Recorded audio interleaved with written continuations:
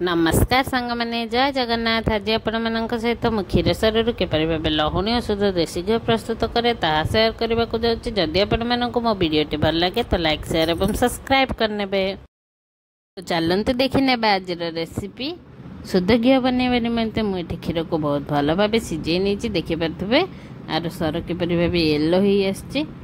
सरटी को काढ़ container store करके डीप फ्रिज रे रखे। बाहर रखिबेनी, बाहर रखिबा द्वारा सर बहुत जल्दी खराब हो जाए था। और फ्रिजर रे रखिबा द्वारा एटा बहुत दिन जाए फ्रेश हो रही था। एटा मोर सप्ताहर सर। जो दिन आप घी काढ़ा चाहिए सर को 4 घंटा बाहर काढ़ी रखिने। एठी मु किछि आइस क्यूब नहीं।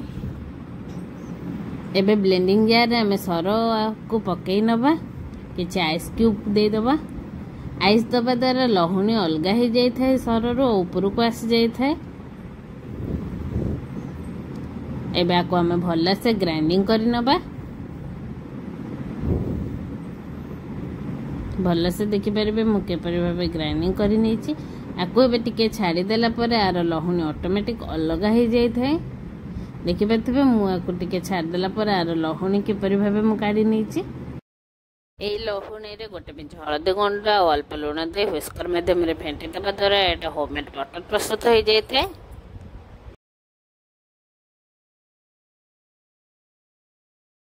तो चलते देखना ये मुझे गोटे कड़े को गैस उपर बसई कि गैस फ्लेम को हाई रखिकी से सब लहुणी को से जहाद्वारा लहुणी जहाँ भल से मेल्ट हो।